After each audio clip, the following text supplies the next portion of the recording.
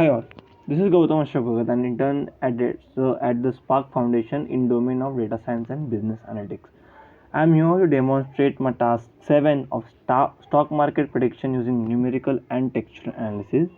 So we have to create a hybrid model for stock price prediction on the stock equity Sensex of Bombay Stock Exchange.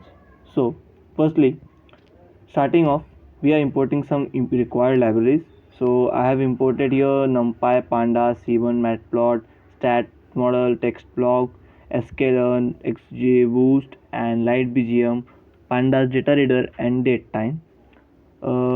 Now we are reading the news headlines in this column. So you can see the first five of the news headlines column. We are dropping the published date headline category and headline text by drop function, and we are showing the first five and last five data. Now we have this. We are reading the stock prices over this time of Sensex from the data we have. So let's start with some common data exploration. So for the starter, we are converting the date field to date time type in the news data frame. So after that, we are grouping by and deleting all the duplicates and resetting the index, so we get this data. We are checking for the null values. We don't have none. We are checking for the length. So you can see there are 7080 data in the news data frame. Now for the stock prices, we can see the first five and last five data sets, and also we are converting this date into a date time field. Now checking all the data types here in the history of stock price history. Let's describe the data. So you can see we have a count of 1 2 to 9 data set data, checking for the null values in the stock price, no, then checking for the length, and then plotting the close price of stock over the year. So you can see the increase and decrease of the stock prices over this time, over this record, over the data. So now we are removing the unwanted characters. We don't need like question mark and everything to analyze the textual news. So now let's plot the average of each time. So you can see here is the actual price of this closing price and the average of this price. So you can see the green depicts the actual closing price, and the red depicts the mean, and blue depicts the standard deviation, the differences between them. So here's the formula we are using to plot the returns of every day as per the investment amount. So you can see the interests are pretty much ups and downs, fluctuating, and we can say a drastic change, or we can say the drastic amount of returns and drastic amount of loss in this graph. Let's train and testing. We are splitting the data, then we are rolling mean and standing deviation. We are plotting a graph as per the rolling mean and the standard deviation.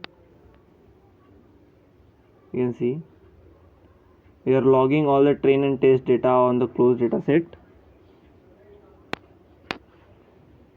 We are dropping all the null value if there are any. After that, we get this kind of graph of the log. Then here are some again standard log differences. We are plotting the log difference of rolling mean and standard deviation. Now we are going to fit our model. So we are using PDARIMA for prediction. So we are fitting the model from train log, the one we read, and you can see the predictions are in the log form. We are plotting this data set, this logs, and you can see the blue, the orange and the green. So here is the mean square error.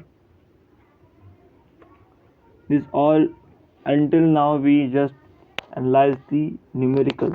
Let's analyze the textual analysis also. So we are creating two subject of subject and polarity. So after you adding subjective and polarity, we get this news data frame. We are now creating an object of sentiment intensity to know the nature of the news, positive, negative or neutral. And after analyzing, we can see we have added four new columns: compound, negative, neutral, positive of the news. So we are merging the historical and textual data as per on the inner using inner join on date. So we have a new df merge as shown. Let's create a final data set. So we are using close subjectivity, polarity, compound, negative and neutral to make our data set. We don't need the opening time, returning time, those are not our things. So we just need a date or the time or that subjectivity or the negativity of the nature. Your emotion also plays in stock market. Then normalizing the data in a standard unit. After that, making x and y for the train test splitting. We are using train test split for train and test for splitting the data. Now we are creating the random forest model to train our data and predict.